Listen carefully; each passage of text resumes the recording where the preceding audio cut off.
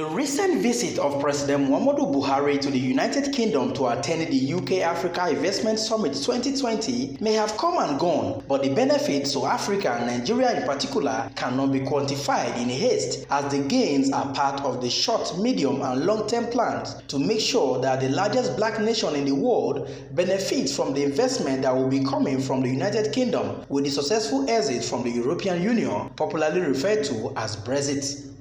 On arrival to London, United Kingdom, President Muhammadu Buhari in his usual practice met with Nigerians in diaspora resident in the United Kingdom, which is mainly organized by the chairman and CEO of Nigerians in Diaspora Commission, Honorable Abike Dabiri Erewa. This group cuts across different professional, religious and cultural backgrounds. The president used the medium to bring them to speed on development at home, especially in the areas of insecurity, fighting corruption and rebuilding the economy, while also thanking them for their huge contributions through diaspora remittance. Wherever I went, whether it is United States, Russia, Europe here, I send her an advance party so that she can find out which Nigerians I should see that will represent the Nigerians in those constituencies I visited. It's absolutely necessary because even for selfish reasons, the amount of money you are sending home to support your families, I think it's more than what we are earning from petroleum. So thank you very much for expressing so much confidence in us. I look at the figures, I was most impressed that the money you send back home to help your families, either school fees, health care, whatever, or building a house at home, because you know eventually you will end up there, is very impressive. So I always try to see the leadership of whichever country or continent I'm visiting. I'm very pleased to meet you, and I congratulate you for being successful in your respective fields. World heavyweight boxing champion Anthony Joshua, in the company of his mother and sister, almost stole the show with his short speech as he promised to answer whenever Nigeria calls.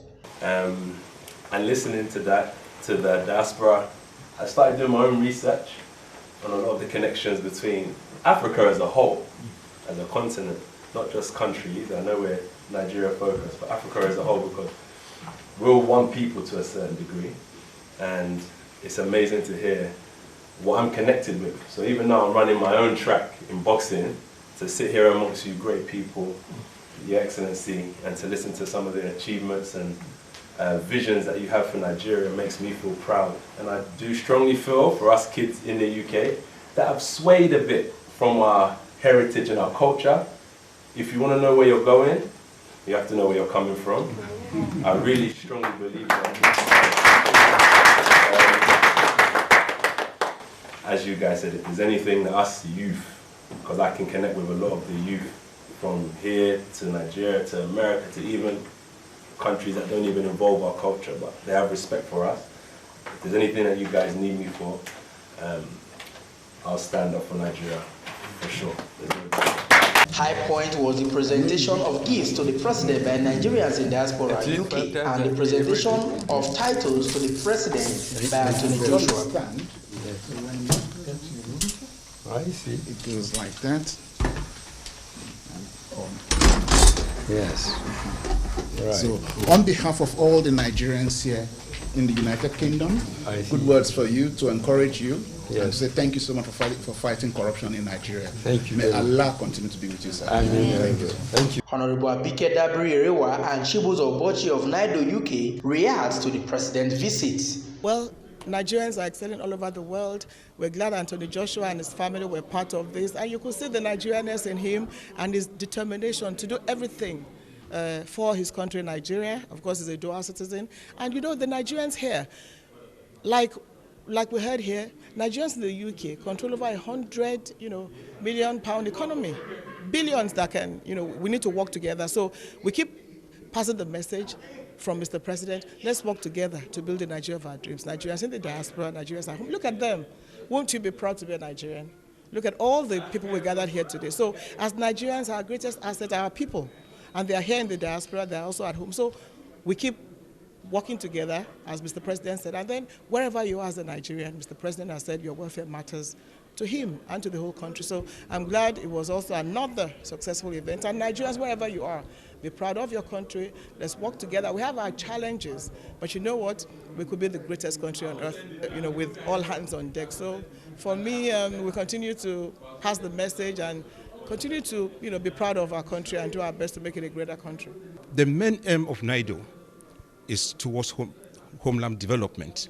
So everything we do is for the benefit of our homeland, Nigeria. What we need in Nigeria is a stable and a secured country so that we can be able to reinvest our resources, our money.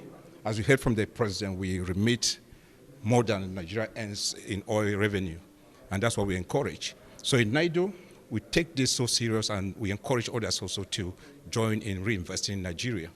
While meeting with the Nigerians in diaspora here in the UK, the president emphasized the role that they have been playing, especially in diaspora remittance, which he described as almost equivalent to what the country earns in oil.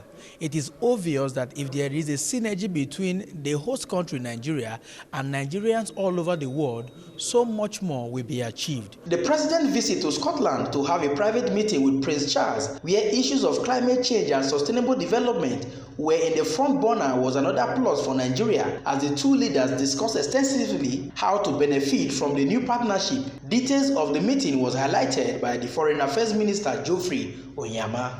Well, it was an invitation by the Prince Charles, and which took place in Scotland, and they talked essentially about what we call sustainable markets, and this is really in the framework of response to climate change, but about preserving the environment, but doing it in a sustainable way. And of course, Mr. President talked about steps that are being taken in our part of the world to address, the climate change and the environmental damage that is caused, also by human action. Special Advisor on Media and Publicity to the President, Mr. Femi Adesina, speaking before the summit, highlighted some of the reasons behind President Muhammadu Buhari's presence in the summit and the expectations for Nigeria. A summit like this is meant to attract investments and create jobs. And for Nigeria, we can use that. Anything that will bring investments to our country is good for us. Anything that will create jobs for the people is good for us. And this summit is also going to talk about the climate, and we know that we are at the end of some negative developments vis-a-vis climate change. This is a meeting for African leaders and business leaders on the continent and in the different countries. So you have business leaders from Nigeria participating, and you have the Nigerian government participating. We will unfold our potentials to the world, so to speak, and it's not unlikely that we will go back home with many people who will have shown interest in the potentials we have. So it's good for our country. On the D-Day, President Muhammadu Buhari, who arrived at the Intercontinental Hotel O2 venue of the summit early enough in the company of his delegation, took part in the opening ceremony where British Prime Minister Boris Johnson delivered an electrifying welcome address to the admiration of the world. And wherever I went in Africa, I found a lot of interest, I'm proud to say a lot of affection for the UK, even a lot of love. But I also realized that we in the UK have a vital job in continuing to convince people across the continent that we're not just a great friend and ally, a reliable ally, but also the people you should be doing business with. We have no divine right to that business. This is a competitive world. You have many suitors. Some of you may be off shortly to sample the delights of Davos. But look today at what we have to offer. Look around the world today and you will swiftly see that the UK is not only the obvious partner of choice, we're also very much the partner of today, of tomorrow, and decades to come. Because the truth is that in 2020, the UK is the ultimate one-stop shop for the ambitious, growing international economy. The one thing is changing: our immigration system. I know it's an issue that people have raised with me in the past, but change is coming, and our system is becoming fairer and more equal as between all our global friends and partners, treating people the same wherever they come from. And by putting people before passports, we will be able to attract the best talent from around the world, wherever they may be. Because I appreciate, as I say, that there is no shortage of governments out there touting for your business. But in the words of an old Akan proverb that I picked up in Ghana, all fingers are not the same.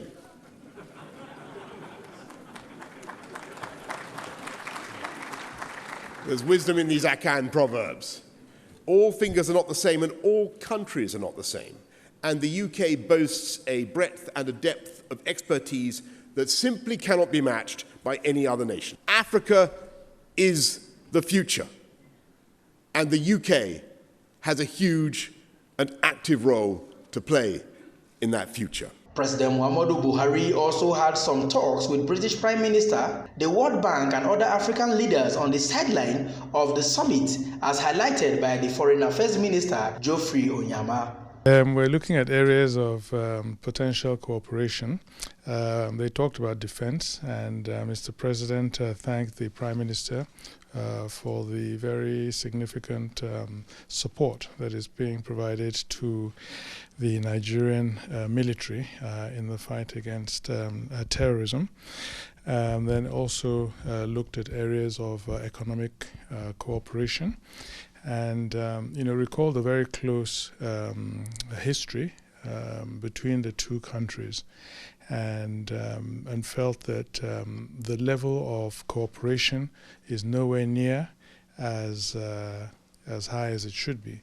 So obviously there was a recognition that now that the UK is coming out of the European Union, that there's a real opportunity now to increase the level of cooperation. Some of the things that we'll see will be the opening up of more industries. On the sidelines of the summit itself, I've held various meetings with different companies.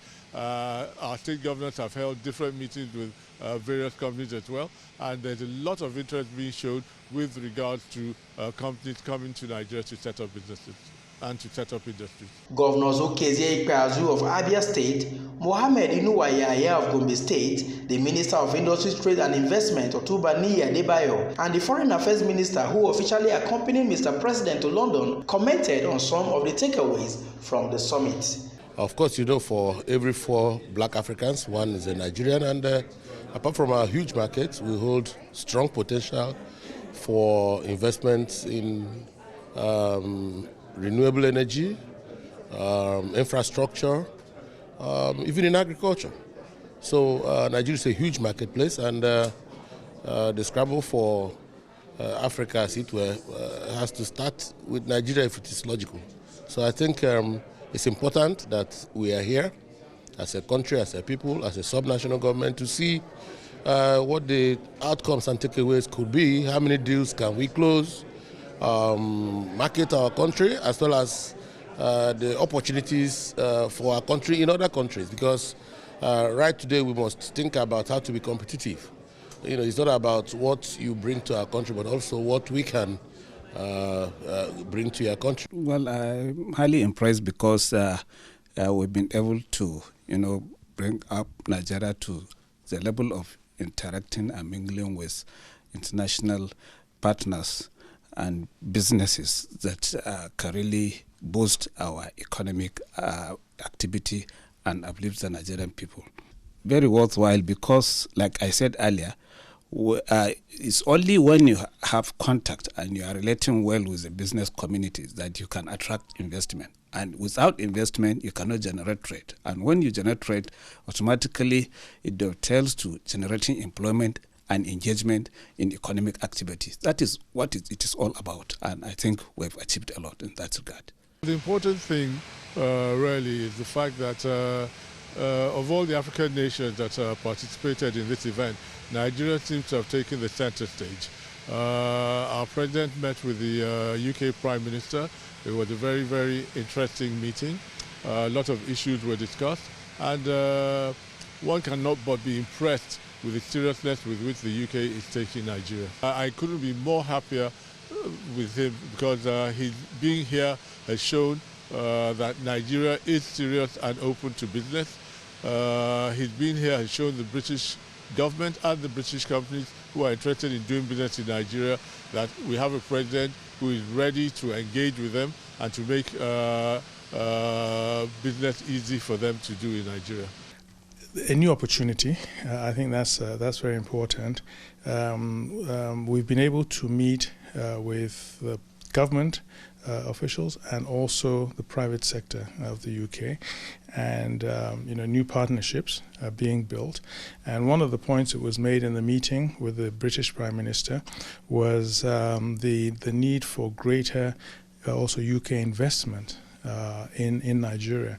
And the Prime Minister was, really took that on and felt that is something that also needed to be pursued. And I think we've seen throughout this summit, there's been quite a lot of focus on Nigeria and the potential with Nigeria, and also given a platform for a lot of Nigerian entrepreneurs to also, talk about what they're doing. So, and I think there's a realization that that Africa is really the future. That was the words of the Prime Minister, and that Nigeria, as 1/5 of the continent, represents a very significant part of that future, and that this is very much a market and a people that it's worth engaging with. So I think we go away with our stock higher, and I think greater confidence in the country, and of course we hope to see this translated into concrete investment, greater trade between the two countries, but very importantly, greater investment in Nigeria by the British businesses, and also the British government are really now, I think, wanting to do more with Nigeria. On the level of preparedness, especially in policy development, on the part of Nigerian government, Geoffrey Onyama said Nigeria is prepared with adequate policy to drive incoming investment. No, we're very prepared. There's the economic recovery and growth plan, so there's a policy in place, and the power sector privatization process. So the policy framework is there. And this is also reflected in the budget that we have, and it's really just a question of the implementation. And also on our side, it's a question of being very clear the direction we want to go. The importance of the summit to Africans and the need for the rest of the world to listen to Africa was well captured by a Kenyan entrepreneur, Wanjuru Waiteka. Dear people, listen. Listen with your hearts. Listen to the drumbeat from the African continent. It's getting louder. Women are singing.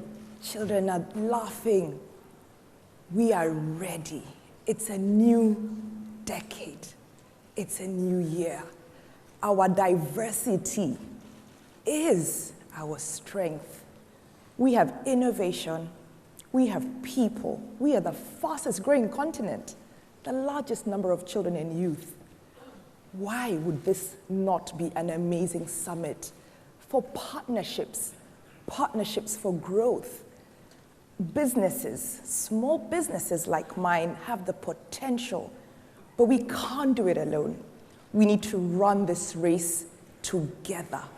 We need people to invest in us in skills, not just the money. The money needs to be patient. but it's all about the people. If we're not going to be sustainable, if it's not going to be dignified, we need to ask ourselves, why not? I look forward to taking the PM around this morning, seeing the amazing innovations by young entrepreneurs from the continent. My heart is filled with pride today morning to be a young entrepreneur and to follow on the proverbs from Africa.